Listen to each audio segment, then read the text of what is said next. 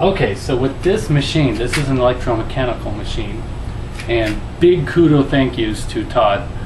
We went ahead and watched, myself, my artist, we watched all of your videos, especially the Sea Devil one, which was an electromechanical game. A few things to note, follow me.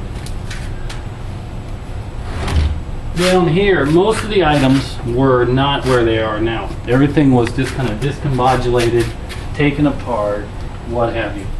If you can bring the camera down a little more.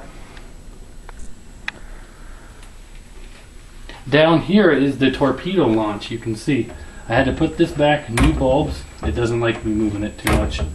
You're actually looking downward when you look in the cabinet. We'll see that in a minute. Again, everything, I pretty much had to clean everything, put a lot of new light bulbs in. Right now it's at standby mode. Here on the door you can see the speaker, the coin mechanism, and then the coin bucket. This bucket is not original. It was actually fashioned by, as Todd would like to say, some clodhopper. Just cut a hole in because they probably at one time had lost the key to the front and decided to put a box here. So what we did to the front was we did a whole lot of things. Number one, we went ahead and cleaned the glass. Luckily this glass is not flaking, chipping, painting, anything. It's perfect. We went ahead, since this doesn't have T-molding, we went ahead and painted the what would be T-molding blue, this dark blue. Originally it was black. Went ahead and had this custom done to match the sides that you'll see in a second. This right here and this section here are Formica. Formica, something that you would see probably on the 1970s laundromat. White with gold specks. It was terrible and grungy. It was painted silver at one time, so we painted it gold. We actually cut out a piece of rain gutter, stuck it here, painted it gold to match, to make a kind of a torpedo bay, and then put some blue basswood in there to give it just kind of a more mechanical effect. The front, also we have the front plate here repainted. Okay, the coin mech, everything works, and we'll turn it on shortly. Had to redo the steering wheel. Again, all the seaweed, all the bubbles, and I don't know if you can quite see in the video, but we have what I call micro bubbles, really tiny little bubbles, and they're all done by hand. This was not just stuck on or anything else. It took hours and hours and hours. I'm going to turn the machine around so you can see the side of it. We can talk a little more.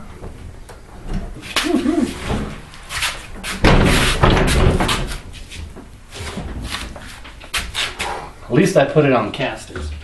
I totally am a big fan of casters all the way. So what we had to do here to the side, to the back, and the reverse side is we had to sand everything down.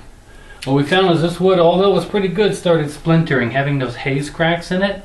So we had to sand everything by hand. At first we sanded with a very, very hard grit or very low grit. Went to finer and finer.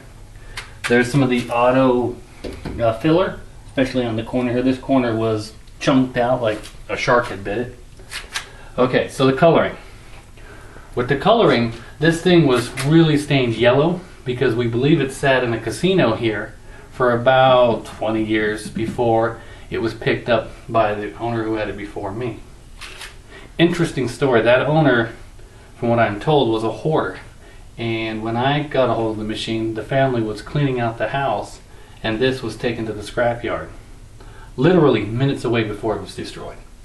Anyways, what you can see here, which is blue, like a light or a baby blue, was actually nicotine green, as I call it, from all the smoke from the previous owner and being in the smoky old casino. This submarine had turned green. Everything was just kind of a disgusting old green. So what we did was we sanded everything down. Most of the art was there, and what wasn't there we had to kind of reconstruct, like a little bit of right around the back edge of this submarine and some of the kelp or the seaweed on the bottom. Here's how we did it. So after we sanded and we picked all the colors that needed to be there, we used Frisket. Artists use this all the time. It's a plastic film on a white paper backing, and what you do is you go over your image that you want to protect. So the first thing we did all the background light blue. So we took this Frisket and we masked off every image, and then took an X-Acto knife and cut the paper around each image.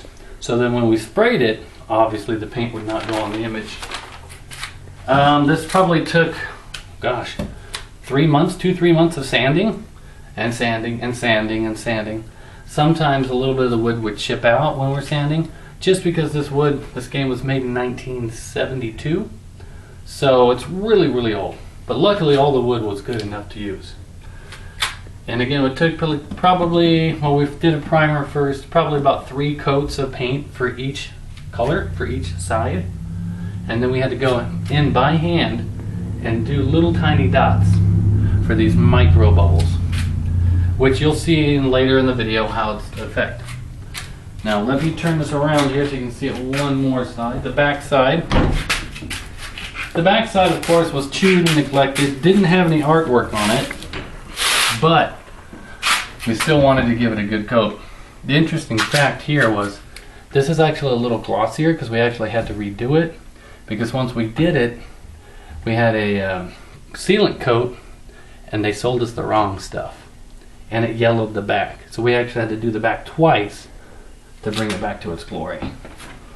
Opening this up, there's a whole bunch of fun stuff. This is Electro-Mechanical. For those people who don't know, and I'm sure Todd Tuckey and his people know at TNT Amusement, but if Todd wants to use me to clip the video for any other reason, there's no PCB board. It's all just buzzers and whistles and what have you.